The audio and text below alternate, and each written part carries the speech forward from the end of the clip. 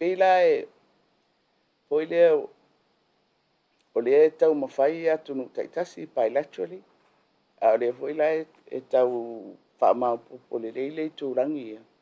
Foi le ai mai se ala ma New Zealand ma Australia pe o no tātou paanga masani lina. Mo ia foi le o saina ia le nei taimi.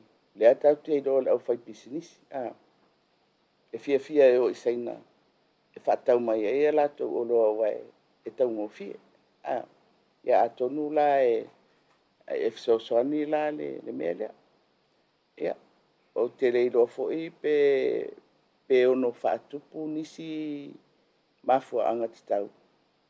E fia o ia tātou tangata i saina. O le si bepe maua ni tātou ngā ruenga i saina.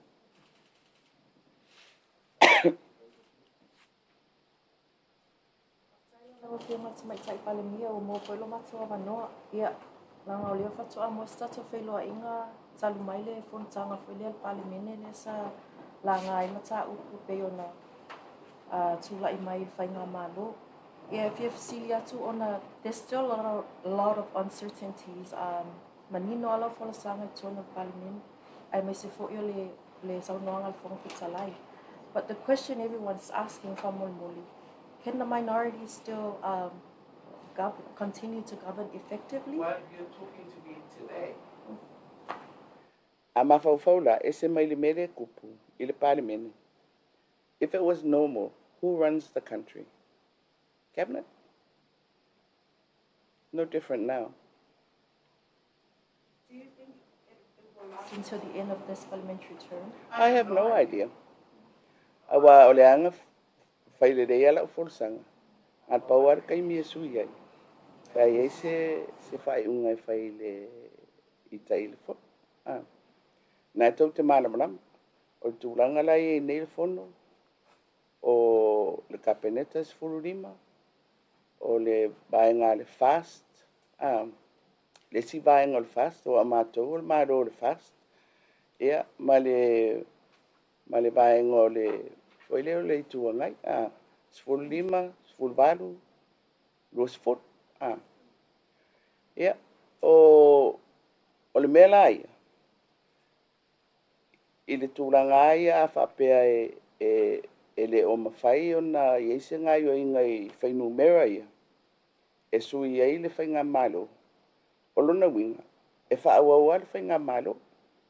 A o awa noa la e ono atangi ai pe tupo ai se mea. Le uwhatati arka na le parliament.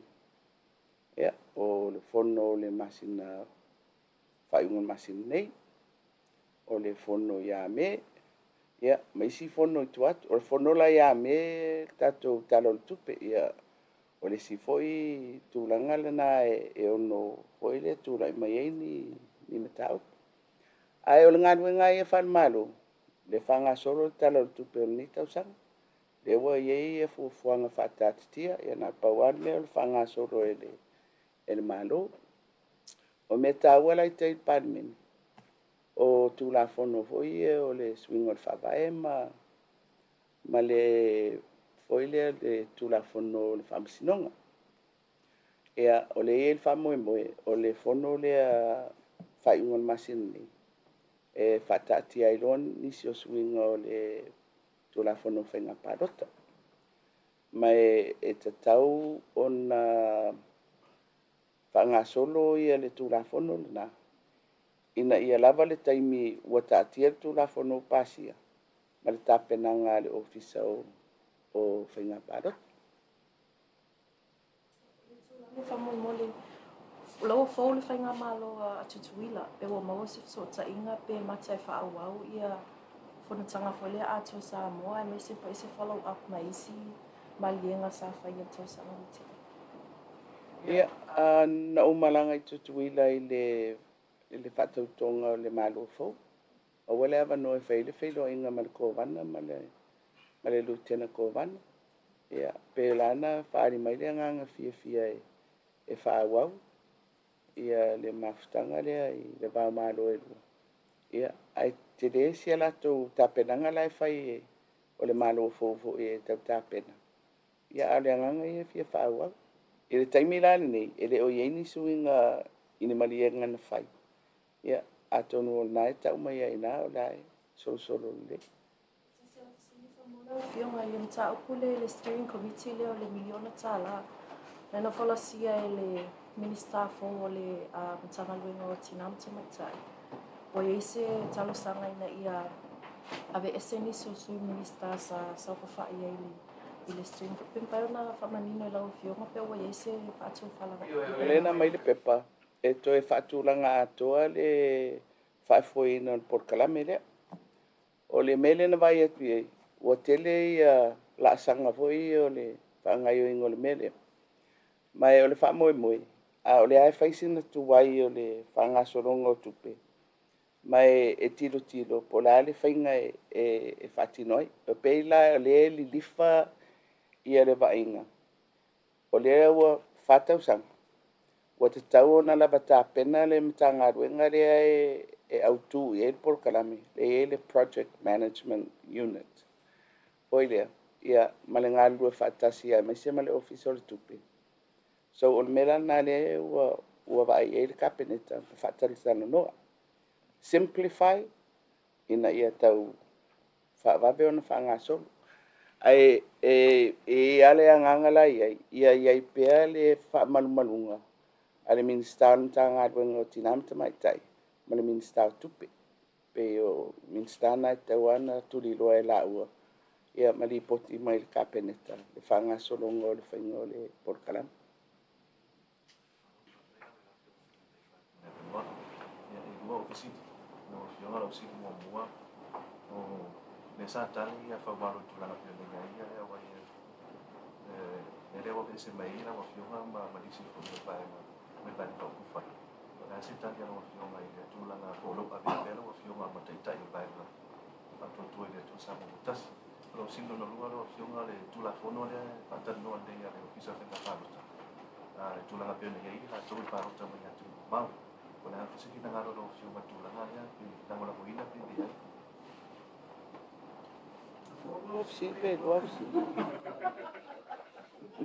Ia, wala ba le lua.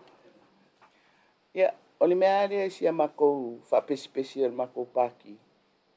Ia, a kongo e mwhaingu kali ak whapea. O mātou ai, o le whatau tō mātou o whaipule o le fast. O le mālo whoringi, o le mālo o le fast. O le tali pūpūla ia oe. Pe o le taita e na lau whamel vaenga la o le taita e pāti. A reu te pāle mia e le mālo o le fast. Is that? O le fisiri le te whai mai ai. I o lai e tape nanga le au mai. E amatai ia se foi lava no e palo tamai tangata mai fafo. Ai foi le o lai fua polare me nga fatia ona fai. Ai se I o mai tu lafon. O le mele te whai mai e matou tu lafon o tu mau o le anticipation. Ai te le tala noa lai me lai anticipate. Te tala noa le me lai fofola mai lungo o le pepa. So ele o toi mau tele ai a matana whatatia ia le ia tu lafon o na tau si o whai ungo le masina. Ia e se skan. Ia o pao mole na kasi follow up sa sila. Tala mo o no e sa no e tulang le vai pa o fa fast. O tono le vai aso talo na manila fo sanga le fo tala I talo ai ni tono pandin. Pe mata o se pe mata o se so sa inga ala o fionga I mai se foi o iso o vai no fast o fa manu no mai. Ia mata tai foi vai fa fai o I tai ni. E toi fo ala mele mata upo, me se foi o ni so no ngale le mai anga I mo o sai no mano o tatuati. Te pupu ele ai. Se ne le o anticipate foi no fio. O la o fio na le na I tu la fo se fo pasen. Le o e te tonga le 5%. Le so fina na. Tu mau le se furu pasen. Ole e toi tapena mai le tulafon. E toi whaatatia le le mata upuna. Lawa yonga ole tiulanga le minority ma majority. E toa tele ia tunu wa Pasifika ma tangata whailalani. Ole wana loko tato mission tato tunu patu sai ai leva ai mai. E le te tawana rule le minority i le majority. Nā sila pia o fionga e se tu la fono wala yona fata o to whapea le whainga i le se inga lea. Wa mawala fuai, mawala ai la o fionga ma se vainga o le kapeneta. Eta ia malo tu sapele ai le vainga to tele le al fast. Ia te rei rope mwhaina whaisa tala e PSCL tu la fono mai. O le tu la fono ai o le tu la fono. Ai se whaia tu la tala ni mele ta o le minority government. E leo se mea fou le mele ta o le minority government. Na tasi al mea o fou ai foi se matati a Samoa. O le tūlanga masani o minority governments. Ona o le tele o pati. Ia ona tu whaatasi la ia leo pati. Ia ai o le pati au tū a ia. E le o atoa le o le majority. Ala wa ia le malienga. A isi pati o la tau le la whaawawina ia le malo. E tau iei foi la se tūlanga whapena o le mele tupu ia tātou. O le mela le whai isi na ese o tātou. E le whape ono le tele o pati. Ai o le ese esenga o le majority party. E whai foi la o tele lopo fel tu la fono le te whai mai ei. O le whawai po le tu la fono whai ngā palot. O tu la fono whawai. Le ma fuai na whaonga na whanemene. Le tūlanga le wani nei. Mantua foi le man na afape anfape e to tele la to numera nai do e o mai fatu le vote of no confidence. Ya o te loa foi o ta ele se talavani ai. E para ai un mai toi foi faina panota. Le ala watu mai ata ita inga ila ufio. Le winga la ofisi. O le ale i tūlanga sa tau na wa pe o tūla fono le wa. Le atato te tā ia I whatulanga ina te te inga malo te nei. E mwhai foi ina whapese tala. I le tūlafono ai ai foi le tatano I le mela I tūlafono. O lau vai I le tūlafono. O lai pui I le tūlafono. I le meta o le malo. Foi le whaingofie le aveseina o se malo. Mai o le si foi moli mau I le namea. Apa u le malo. E ele ava noa I le taitai. E whai atu loa le whautuanga I le ao le malo. E toi whai le si whai ngā parota. So, I lau titilo I whaad mawhau whau. E pe e le anganga foi lea o le tūlafono. E pui le mea ta o le malo, o I le malo, o le pule whatonu. Ai sa oe. Awa o le ai whai le tala, o le mele tupuitai, o numela. Ma me monia ana atoa le numela a le si vaenga o le matou. Ia wa e sui. Ai I le nafo ia sui. A pa unu malo, o la ia I le avanoa, e whai atu ai loa. Ia tato e olo e sa ili mai whina ngalo o le atunu. Ia pe ese ala le au bala. Ai tasi al taunu unga e ono o iai. O le toi o I whalparo.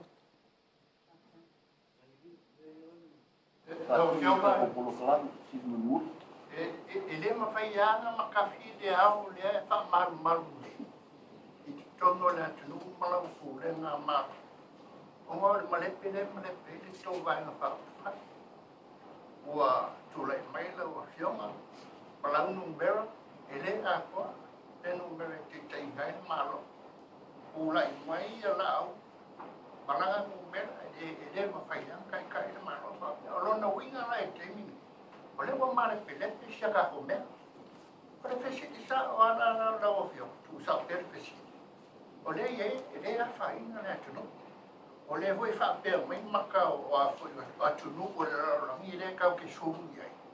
Kau ke hia ola ia, te mo mai e se kuke. kau ke ola. Le fa pe mai. On mena le kau mai le la ko vai. On ma ro ma le pele. Ora ko mai ara fa pe ai le fai do sparo. So filia tua. O fea le fuola umane pere pere te sano mai.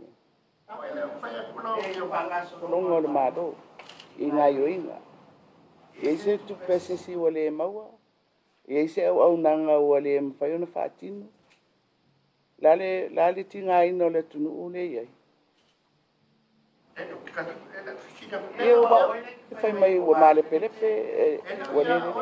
Le fatto tuana ore numero di tatte in il malo, le cusa per vestito che ele o ya la u le aquam ele o ya ku le pa mana ko wa cusa la tu lang le we il malo. O male ko meni ele lo po ai le kai o tato malo. A le fa pe mai ma ka tu no fa fo le ka ki fi se o la ia. E mo o me e ka ya fa inga tu no. Se fua mai la. Se kau mai i lau maulu na o mai. O tupu le melu na. E se kupeu, e sa kupeu o le mau. E ai. E ai, o le uta fisili atu. Awa, o le ai wha awa o le malo. O ngā le a, o le fina ngalo o le palemene lai tai. Le au te whai atua. E whai lo le tonu i tai. Na whai la ele o le mena te manao ai. Ai, o le mele e tupu. O le ai mawhai o na wha awa o le malo. Ai, i nene ia me pe utinga ina le tunu umare perepe. Fele fua o le melna. Le fai no forsanga i parlemene. Ka kia ko pera e parlemene, fai mai la to fai do. Ai ngai ke si le fie le e lo fio. Le ai se fai pure fie lo e se kai mi ngai e le fai se parok. Lo mo ino, le fai ko porki. Ai tinga ina la tunu la me le fai se fai un na. E ai, o lau fa winga ina le na. O lau fa winga ina. O lau ai ele marianga e ui ele fa lewa. E fa awau pea le fai ngā malo i le pule whatonu. Awa o le mea alina sa tatou sawa. A o le mea lea o lo fai mai ua malepe, ua le mawani wha manuianga, ua ti ngā ina le tunu. Fea fua. E se mai ai ti ngā ina o tangata i e whaari o lato manatu mwhinau. A e kuli loa mo le mea o le ngā ruenga wha malo. Ma le whaatinonga lau au nanga malo. What's not working? Tell me. Se paso ke ni no la e fa la ke umila ka ka no van tau pula. Wa pai ngo fia falele. Ai le au mai ni au mau mo moli mai ai lau fale tonu nai te fai mai ai. Sai no fioma mai te fan dia no lo sei, sai ta. E pe quero foi fai quero paro kai kolkik. E ta au mai ai a mo si sia mano e te wat. Ai, dia no venga le dia.